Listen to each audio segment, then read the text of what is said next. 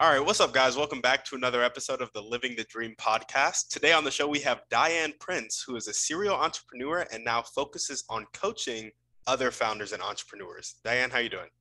Hey, Timmy, I'm good. How are you? Doing well, doing well. Thanks for asking and thanks for coming on the show.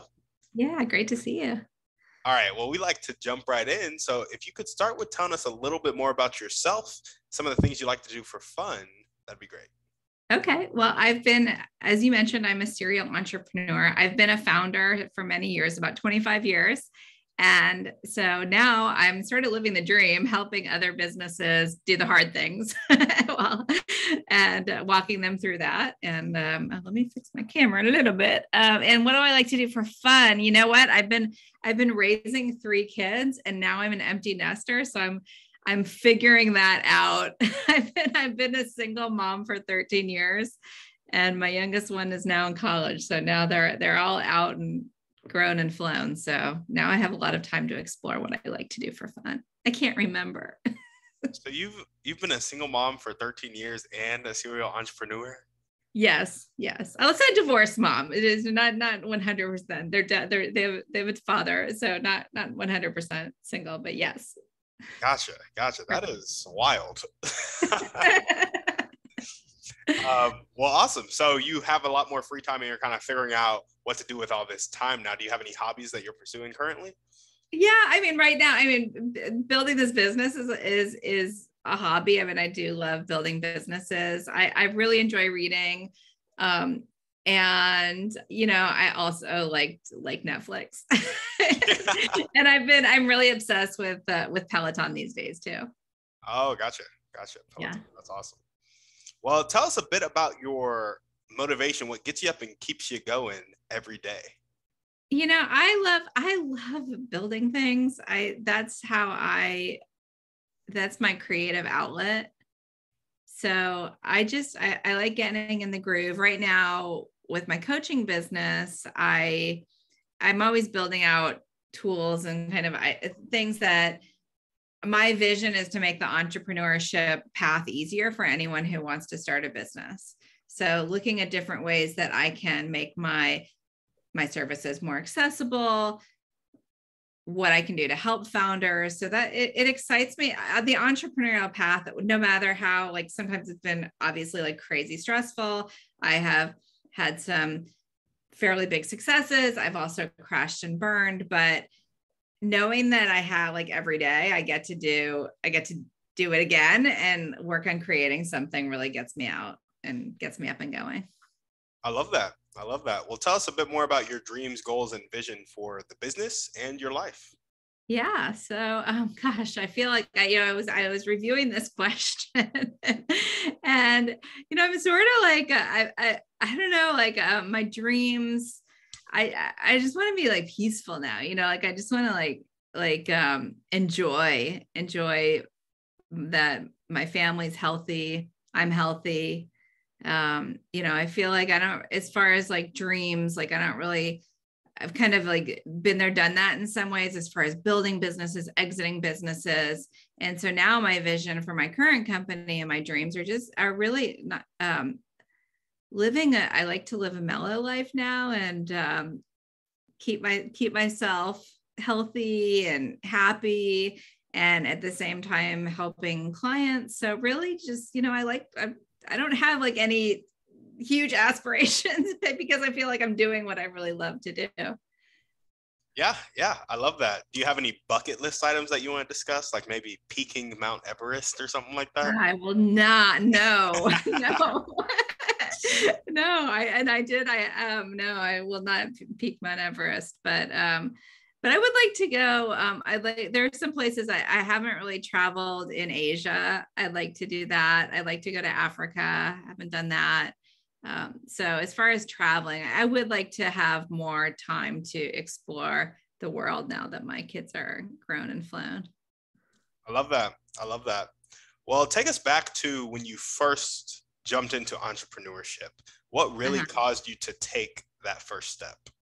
Yeah, at the time I was in my mid 20s and I was married, and my then husband and I we had a dream of working together Obviously we're divorced now, but it did work for several years. And it turns out we were better business partners, I think, than, but anyway, that's another story. That's in the book that I'll write. That is actually part of my dreams too. I'd like to write more.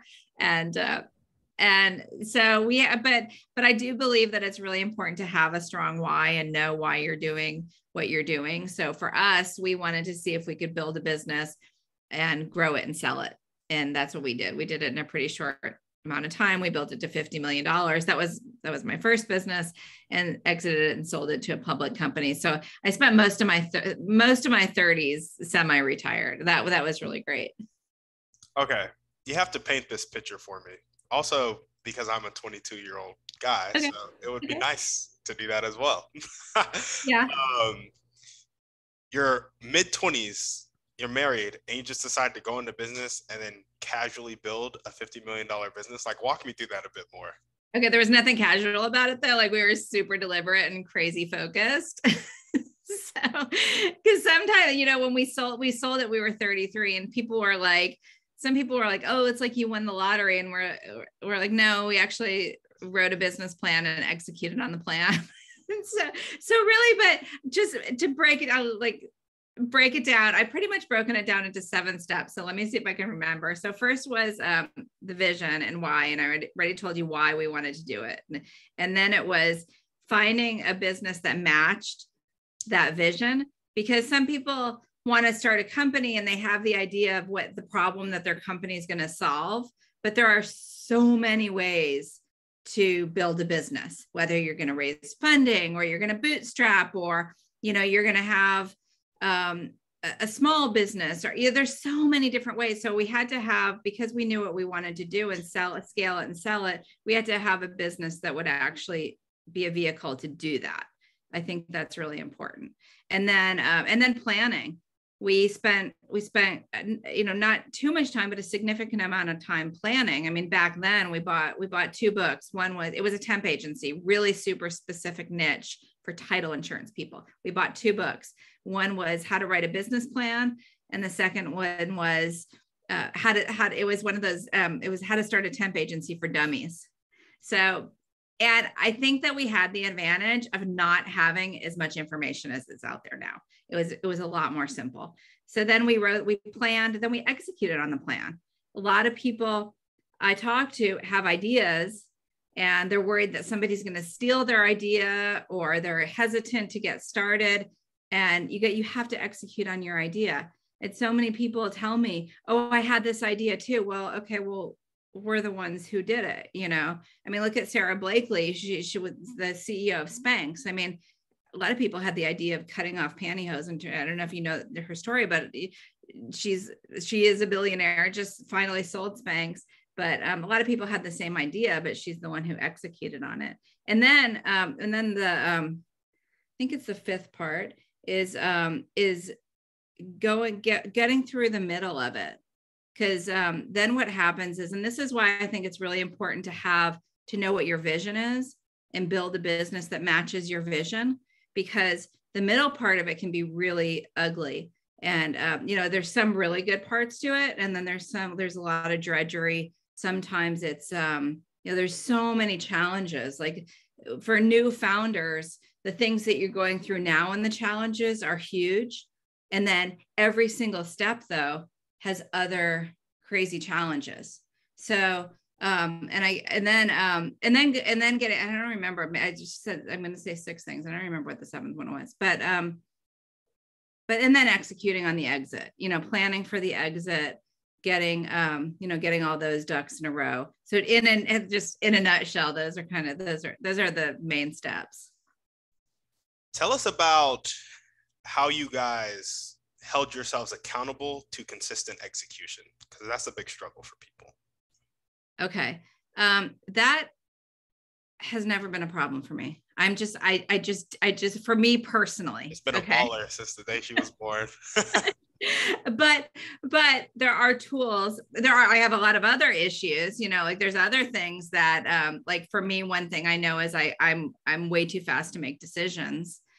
which I think is, in some ways good because I do make decisions. But I know for me, because of my personality as an entrepreneur, I need to have tools in place to help me to make the best decision. So that's the same thing when people are having a hard time executing and being accountable.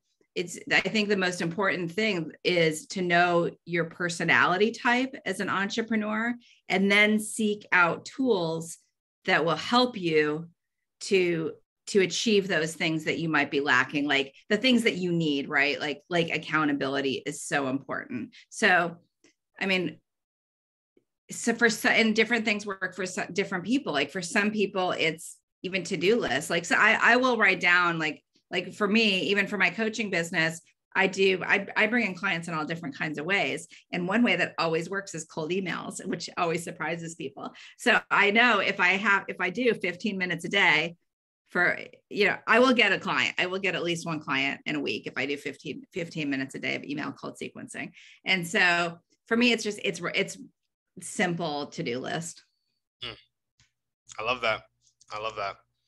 Just curious, with your email sequencing, is it like an automated thing, or are you sending them out individually? I automate it. Gotcha. Yeah. Well, this question might be kind of irrelevant to your situation because it sounds like you are living the dream. But if there are one or two people you could meet right now, and it could be a specific person or a type of person, and they would help you take the next step towards your highest priority dream, or just the next step in your life, whatever that may be, who would they be and how would they do it? Okay. I don't know if I have like a specific person in mind, but you said like the type of person. So I think for me now, it really is how to go into this next stage of my life in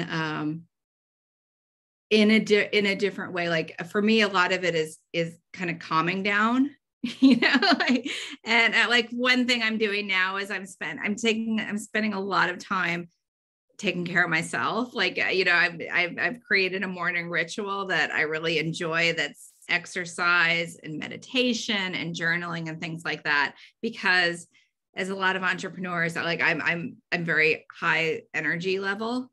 And so I think, I look for people who can guide me in more of like a spiritual and physical, I think, journey. I love that.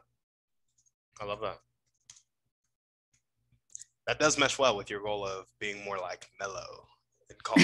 That's what I'm working on. Not that I don't want to be myself, but I like being able to kind of enjoy not always executing on crazy hard things.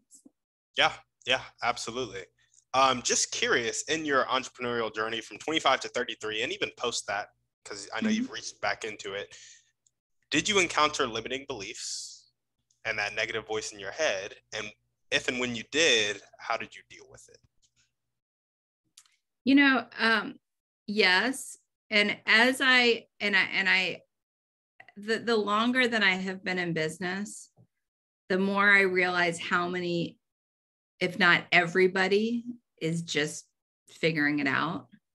And that so many people have, I don't know if I've encountered an entrepreneur who doesn't have some form of limiting beliefs or imposter syndrome. So for me, especially now in being a coach, I get to talk to entrepreneurs every day. And so for me, it also helps me kind of validate when I have those fears.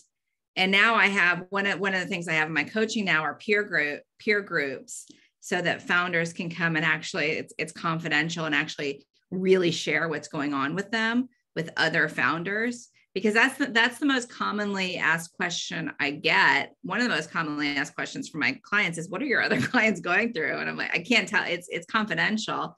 But knowing that, I really try not to compare myself to other people. I try not to look at the competition. I have a strong belief in that when you're focusing on the competition and what's out there, that strips you from your own creativity and the gift that you are meant to give to the world. So I have different tools that help me to just try to stay in my own lane, in my own creativity. Gotcha. I love that. I love that.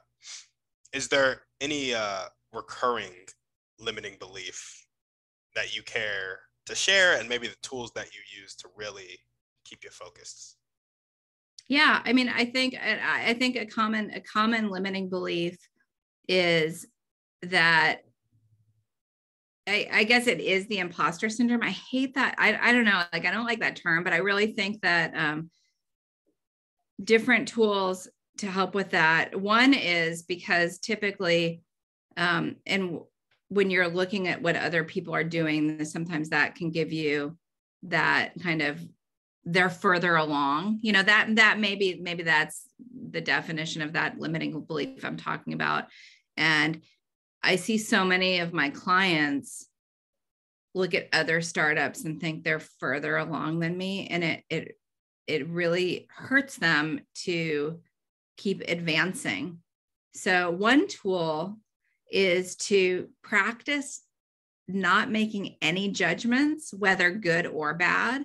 So if you're observing, and you can try it for a week, and it's just say for the next 7 days, I'm going to acknowledge, like you can observe if I'm looking at somebody and think, oh, wow, they look like they're doing great. Or, wow, they're not, you know, I'm doing better than they are, whatever kind of judgment it is.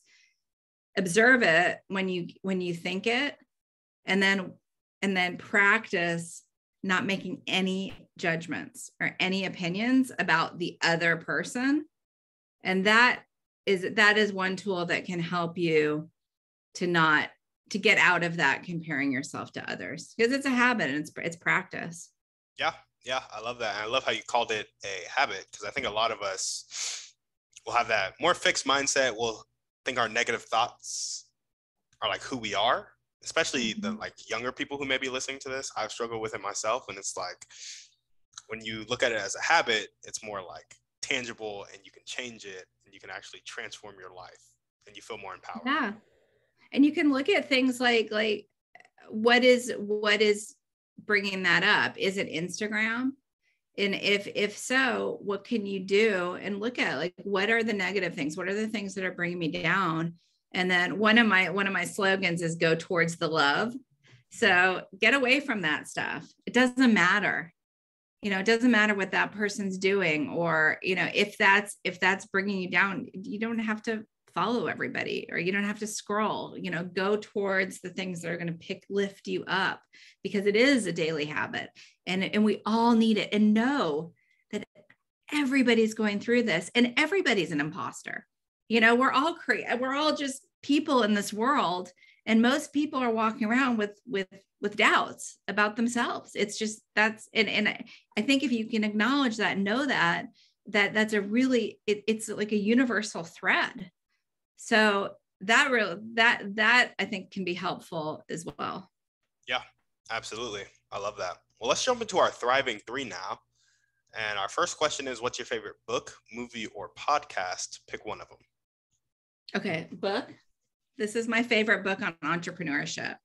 It's called Rework, and it's by the guys who created the software Ruby on Rails, Jason Fried and David, I think you pronounce his name, Hannemeyer Hansen. That's my favorite book about startups. Why? Because it's really easy to follow. It makes a lot of sense, and it's they're short chapters. And I believe in their philosophy about a lot of things. Like one thing is keep things really simple. Don't take money until you absolutely need to. It's a book that I like to demystify starting businesses. I like to demystify entrepreneurship, because there's so much information. Like everybody's got advice. Everybody's got, you know, every VC is sharing advice on Twitter and Medium and whatever. So I like to get it as much as possible. I like to keep on trying to get back to the basics. And I think that's what that book does. I love that. And what's one way you like to take care of yourself? I feel like you've already touched on this a bit. Yeah, I love of working out. I need to get my energy out. So cardio, and I now I'm working on, I know I need to do strength too. So exercise is super important to me. You prefer cardio over lifting? Yeah. Heat lifting. Oh my gosh. Do you like lifting more? Oh, I love it. Worse. It's so boring. It's so like, I feel like cardio is boring. Intense cardio can be more fun. So like if I go do sprints, it's all right. But like lifting is like heavy rep or heavy weight, lower reps, and like more intense push, where cardio is like kind of like a slow drag for me.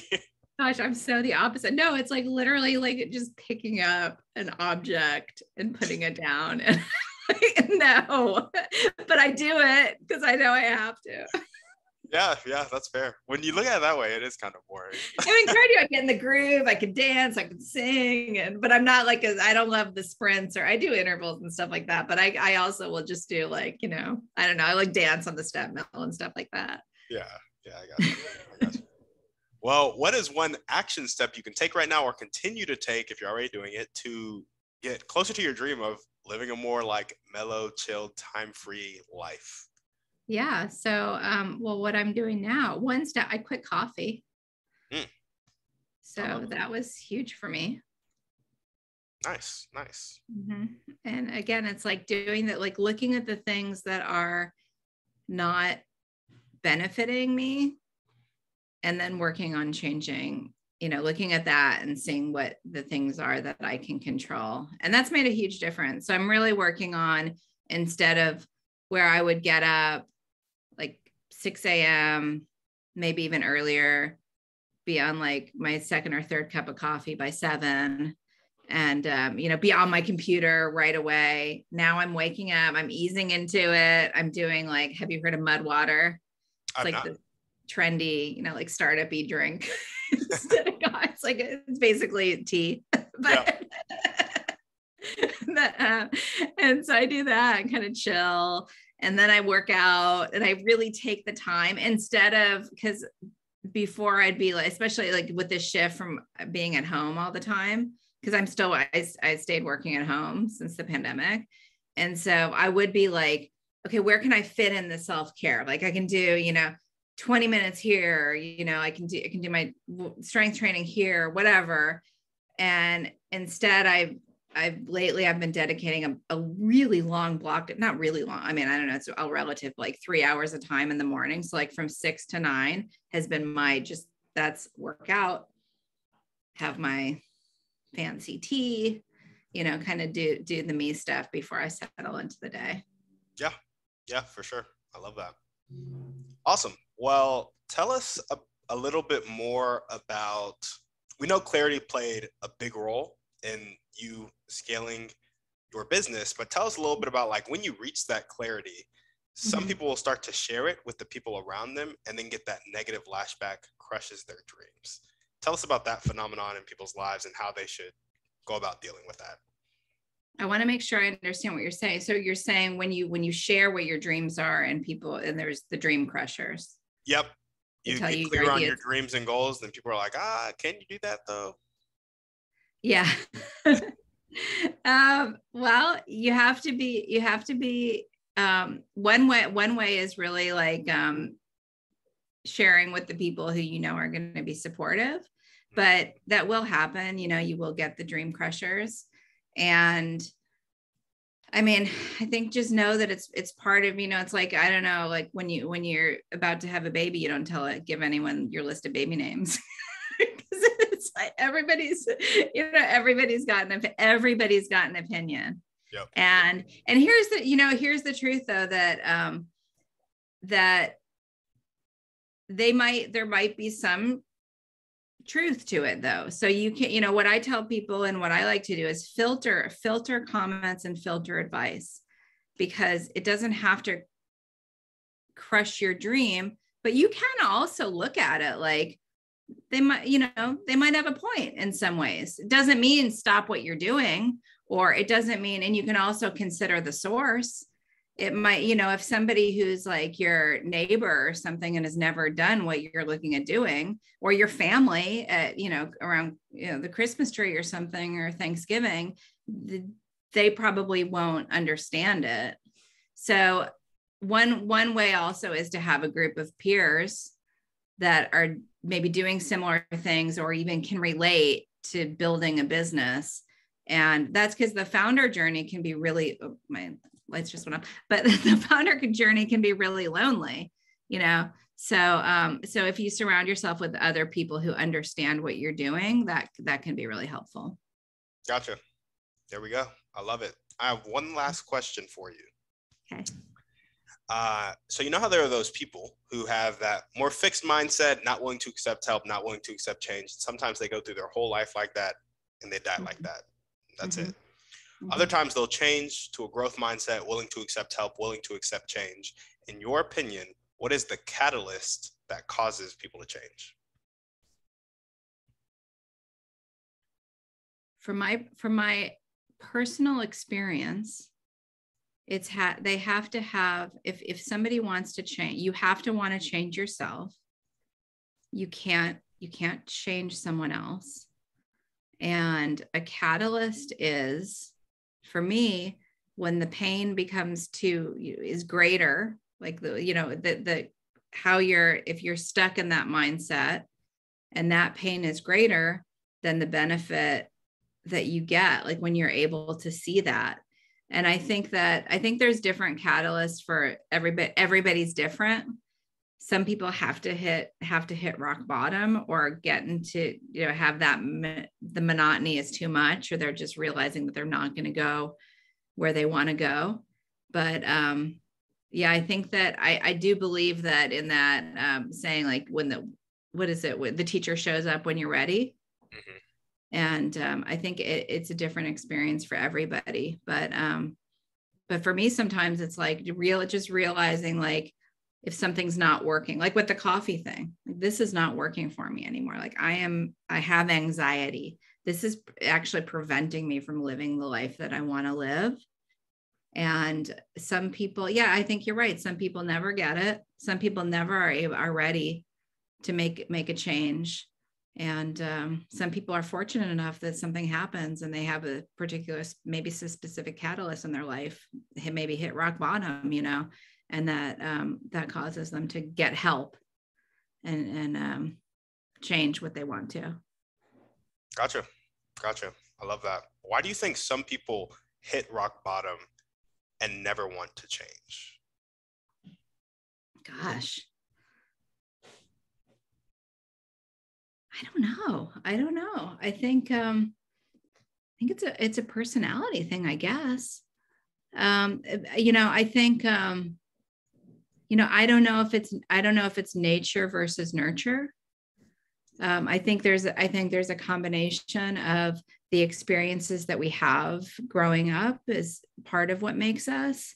And then I also do believe that we're all made differently. We're all made with different personalities and different constitutions and different mindsets. Yeah. Well, there we go. Awesome. Diane, is there anything else you want to chat about before we sign off? To me, this was so fun. So what are your goals and aspirations? Yeah, absolutely. So first immediate goal is replace my W-2 income and get out of it, because I cold call all day and for not a decent chunk of money at all. And I really don't like trading time for money, like, at all. I hate that dynamic. And so then when it's a small amount, I don't have the excess to invest a lot for my future, it's really frustrating. So scaling this podcast, it's going daily now. As of yesterday, which is December 6th, it started going daily. And from the podcast, I'm going to funnel it into two businesses, really. Coaching people to go live their dreams and goals, which is like what I love to do, which is why I have this podcast. And also real estate, apartment syndication. I'll raise private capital from the podcast and invest with partners to own apartment complexes. And then those apartment complexes will create generational wealth for my family and their family for as long as we live. So that's the idea. I love it. Well, I look forward to staying in touch with you and following your successful entrepreneurial path. Thank you so much. Also, I can't leave out financial freedom. I'm fast tracking to financial freedom because this is what I have in the back. Left with Love, Connected by Choice is my nonprofit idea. My heart breaks for homeless people and people who like just don't believe that they can do better, or like living life without purpose and feel neglected. And so I really want to reach out to those people and like build systems to reach out to those people across the world. But more so, I just want to spend the rest of my life doing it one-on-one, doing that type of thing. So yeah, that's awesome. Which is why I asked that question, what's the catalyst that brings people to the point of asking for help? Because that's the one thing, as I've thought about it, I've ran into. I'm like, there are some people who just don't want to be helped, and I just can't do anything for them. And it drives me bonkers. Oh, really? Yeah, because I'm like, I want better for you, but like, I can't want it more than you want it. No, but I still want it for you, you know? Yeah. Yeah. No, I learned that a long time ago. You can't want it more than someone else. And you can only change yourself and inspire, you can share your experiences and on what you have to offer. But you're right, you can't do it for someone else. Which I guess is another follow-up question. Do you have any idea of how we can cultivate an environment and community around people so that they are more, so it's more inducive or conducive? I think it's conducive to change and helping them make that change or want change. I believe that it is living by example. And that's how I parented my kids. I didn't at first. Like I used to be, I used to be total control freak and wanting to manage everything and make everybody happy. But then once I realized that I can't do that, and that I don't, even if I wanted to, if I wanted to tell my kids how to live their lives or change people, I don't have that power. So what I realized is I can live my life in the way that I think is good, and it works for me, and then lead by example. And then then that I have found attracts people to want to know, hey, how are you doing that? Like, what are you doing? So it's more like attraction instead of, like telling people, hey, you can, obviously, like if you're starting a business or whatever, you have to do marketing and things like that, but really like leading by living that way.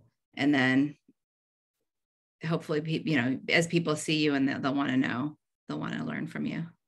I love it. Well, Diane, thank you so much for coming on the show.